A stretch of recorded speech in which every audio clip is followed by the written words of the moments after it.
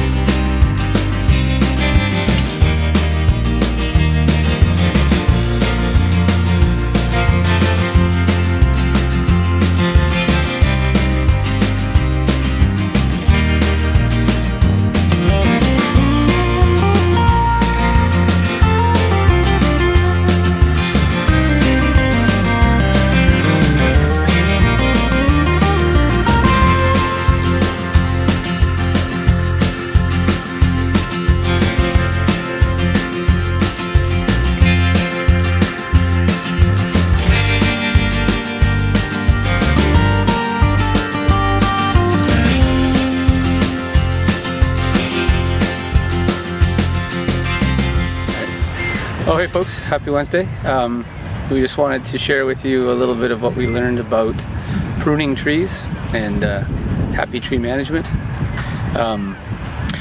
The first thing that we did is went around with the little clippers, and what I had read was anywhere where you have branches that are growing out below, like for instance, like we have the apple trees, and they've already been pruned at the nursery so that the branches that stick out to the sides, the canopy, is about 2 feet above. So if any branches grow out of the trunk below that point, you need to clip those off, and you should be doing it in the late fall to early spring, like over the winter when the tree is dormant. It's not the end of the world if you don't, but that's the best time. And the reason being is they refer to them as suckers, and I had heard that before, like suckers, but only in the context of trees like poplars, where their roots go underground and then they'll shoot up suckers from the roots through the ground, and that becomes a whole other tree. So if you look at our chestnut trees, they're in clumps beside each other. I strongly suspect that it started with one tree, and as its roots spread out, it's shot up its own suckers and they turned into other trees. The problem is, for instance, on our black walnuts here, they're struggling. I know they're struggling because they didn't have any nuts last year, but the people that had owned the property previous to us told us that, you know, every fall they collected walnuts from the tree and they would use them for baking and blah blah blah. So the fact that it didn't flower last year tells me that it's stressed, and it could be diseased. You can see obviously this one here, if that's in the camera shot, it's an absolute mess. It's still alive, and as long as there is some outside part of the tree still intact, it can still carry water and nutrients up to the canopy. But once that's severed all the way around, the tree's done. It's smoked. And I don't know how long this tree will last or if it's going to survive. But what I did was, having read in a situation like this where the cambium, it's called, like the hardwood underneath is exposed, you go around and remove any of the loose bark. And I used one of my little whittling knives, and I cut down the bark until I got to where it's still stuck, where the bark is still stuck to the cambium. And that way, you know, you don't have any bark that's letting bugs and moisture collect underneath and stay and cause rot. You want it to dry out, let the sun get at it, and we'll hope for the best for this tree. But I have a feeling that he's not doing too well. The other walnuts, they have these, you know, they should have been done a long time ago, but they shot out suckers from the base of the trunk. And now, you know, some of them, the one that I cut the other day is probably about that big around. But the thing is that all these additional shoots, they basically compete with the rest of the tree for nutrients and water and everything else. So by cutting those out, you're allowing the tree to kind of focus on its main trunk. So in this case, this one was done. It had split either from lightning or something, but it had split through the middle, and you could tell the one half was being devoured by fungus at the very end, and it was making its way down. And the other half didn't look a whole lot better. So I cut that away, and one of the shoots, leaving these two left. And the idea is that we'll give it a year or two and see which one does better. And given that one will do better than the other, we'll cut down the one that doesn't seem to be doing, you know, that's not as strong. That way, for the same reason, right, the one that's left standing, it gets the lion's share of all the water and that, and the moisture and nutrients from the soil. So that's what we've been doing, is going around, taking off some of the lower branches so that the tree can, you know, it kind of promotes upward growth and growth in the canopy. And hopefully by having, you know, kind of taken all these suckers off the base of the black walnuts, you know, the tree will have a better chance of fighting off whatever disease or fungus or bugs are causing an issue. And we'll see, maybe it'll flower next fall, or next spring, sorry. I don't know that it'll flower this spring, but we'll see.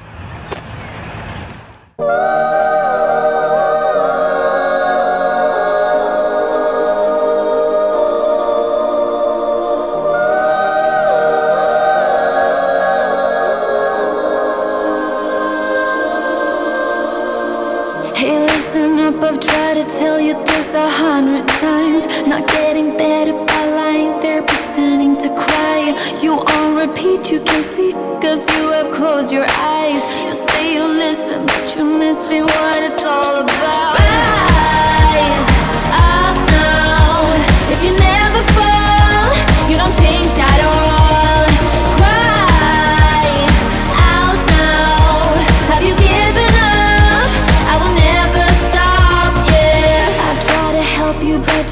reading between the lines. There's nothing there for you to complicate, we're not aligned. You say you listen, but guessing that's just another sign of growing up, you're growing old, your life keep passing by. Rise up now. If you never fall, you don't change at all. Cry out now. Have you given up? I will never stop, yeah.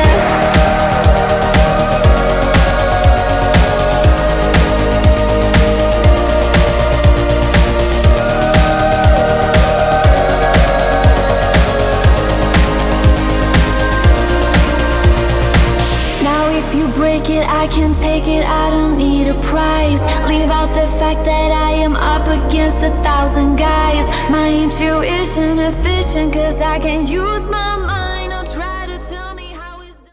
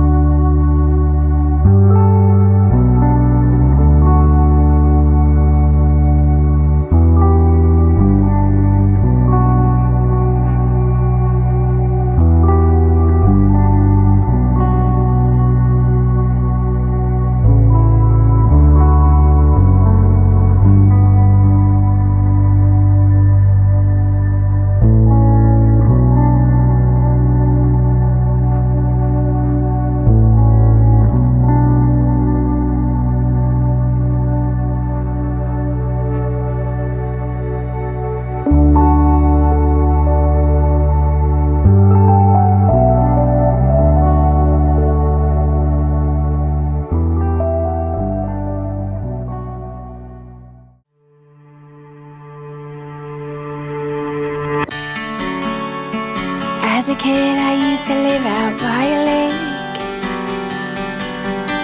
with lightning bolts, collecting sticks and secret handshakes. I was invincible then, my heart so pure I had no fear. And those were the years that I hold so dear. And it felt so right, having you by my side. I would never waste your time on mine. Hey guys, so we are working on our woodshed again today. We have picked a sunny place over by the berm where we're going to clear out all of this wood that I had put back behind the trees so that it'll dry out and we can just leave it out of the way, because we need to basically level this whole area back here before we start creating the woodshed. Yeah, so we've got all our slabs. Yesterday I debarked a whole bunch of the thinner pieces, so we're gonna, we have enough clamps, it looks like, to do 2 at a time, like 2 sets. So the posts that we'll use to support the roof of the shed, they're going to be like the wide kind of flat slabs that they cut off to square the logs. So we're going to take 2 of those at a time and sandwich them together. And then that makes roughly a 3x5. So that should be a good sturdy post. Again, we just need this roof to be sturdy enough to hold snow and keep the rain off. We're not going to be walking on it or anything like that. And then all these longer pieces over here that I stripped the bark off of yesterday, we're going to glue those together, and they'll make essentially like a true 2x4 because they're rough cut. So, and they're all about 12 feet long, so those will make our joists, like our runners to headers to go across. So the idea is some basic posts. I'm going to do it all timber, like kind of timber frame style, mostly like wood joints, like cutting to fit, and nails and glue to taste. But that's what we're up to today. So hopefully we can get this done by the end of this week, because I really do want to be able to take down our temporary structure so that we can give those return the scaffolding to Gary and Joanne. And we need one of these, this 2x8, along with 2 of them that I have in the woodshed, are the beginnings of our dock. So we're going to recover the wood from this and use it somewhere else. Yeah.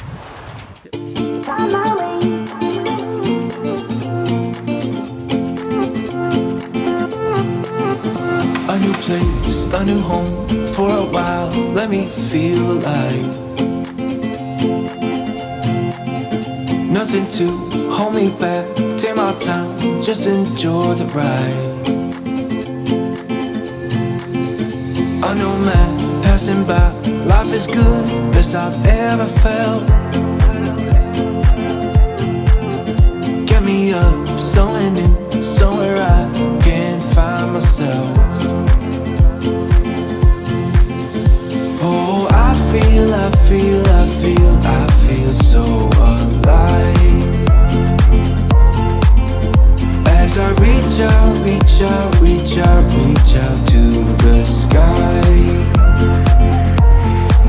I found my way. I was in the dark against it all, but made it through the day. 'Cause I found my way. In bad times, I know I'll be okay. 'Cause I found my way.